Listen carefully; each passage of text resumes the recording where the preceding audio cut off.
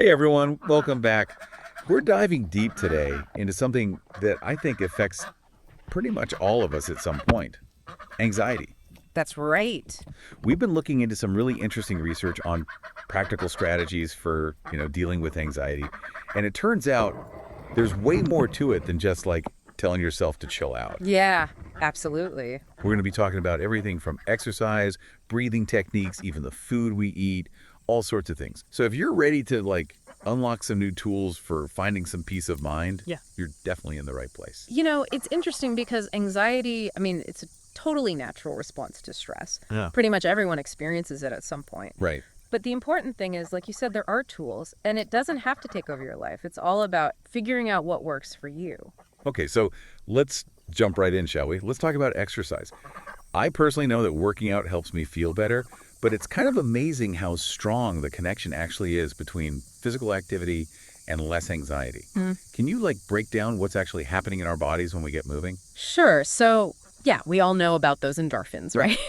Feel good vibes. Exactly. But there's more to it.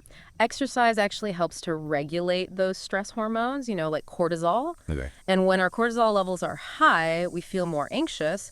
So working out helps to bring those levels back down. And then, boom, that sense of calm starts to kick in. So is this about hardcore gym sessions every day, or can something as simple as a walk actually make a difference? Honestly, even something as gentle as a brisk walk can have a really positive impact. Wow. And for some people, certain types of exercise can be especially helpful. Yoga, for example, it combines physical movement with mindfulness and deep breathing. It's like a triple whammy for anxiety relief. And then there's HIIT, high intensity interval training. Right. That can be surprisingly effective for reducing anxiety symptoms. You're basically just burning off that nervous energy. So you're just kind of getting it all out. Yeah, that makes a lot of sense. All right, speaking of breathing, one of the sources we looked at mentions a simple 5 breath technique. What's the science behind that? Why does that work? So deep controlled breathing, it does more than just, make you feel good in the moment. It actually calms your whole nervous system. Think about it when you're anxious, your breathing gets all shallow and rapid, right? Yeah, totally.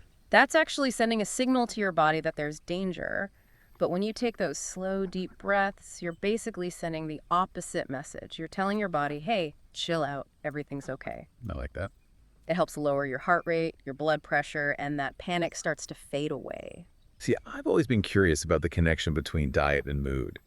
One of the sources talks about complex carbs and serotonin. How does that all fit in? Right, so serotonin is a neurotransmitter that plays a big role in regulating mood. And complex carbs, the kind you find in whole grains, fruits, veggies, those can actually help boost your serotonin levels. Really? Yeah. When you eat these foods, your body breaks them down into glucose, which is like fuel for your brain to produce serotonin. So it's not just about feeling full, it's impacting your brain chemistry. Exactly. You're basically feeding your brain with good vibes. I love that, fueling your brain with happiness. All right, this next one is something I think a lot of us can relate to. Social connection. The research really emphasizes how important it is to talk about our feelings. It's amazing, right? Just sharing a burden makes it feel so much lighter. Talking to someone you trust, whether it's a friend, family member, a therapist, or even a support group, it can help you process what you're going through. You get perspective, and maybe most importantly, you realize you're not alone in this. Have you ever noticed that just having someone listen to you, truly listen, can make a world of difference? Absolutely. It's like they're creating a safe space for your anxiety, and that in itself can be incredibly comforting. It's like they're saying, hey, it's okay, I'm here with you. Okay, the next topic is relaxation techniques. And one of the things that comes up a lot is visualization. It's more than just wishful thinking. Does it actually work? It really is about mindfulness, being present in the moment.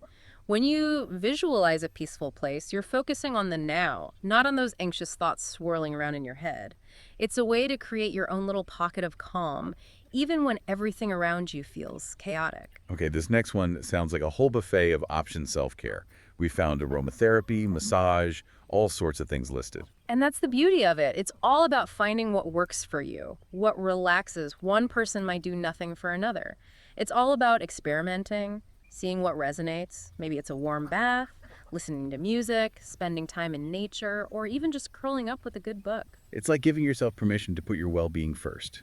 Exactly. Those little acts of self-care can make a huge difference in how you feel.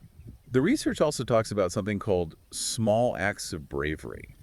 What exactly does that mean? It's about facing your fears, but in baby steps, small, manageable steps. By gradually exposing yourself to situations that trigger your anxiety, you can actually start to desensitize yourself to those triggers. You're building resilience over time. So it's like start small, celebrate each win, and gradually work your way up to those bigger challenges. Exactly. And finally, something that might surprise some people: caffeine and nicotine. Believe it or not, those substances can actually make anxiety worse over time. Really? I wouldn't have guessed that. Yeah, it's kind of a tricky situation because they can give you that temporary relief or boost, but as soon as those effects wear off, anxiety can come back even stronger. Plus, they can mess with your sleep, which just makes anxiety worse. So being mindful of those habits is super important. Wow, we've covered a lot of ground today. What stands out to you as the most important takeaway?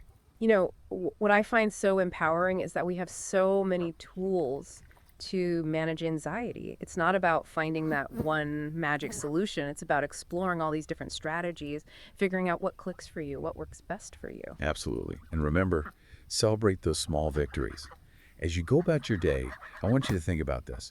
How can you take what we've talked about today and actually use it to create a calmer, more peaceful experience for yourself?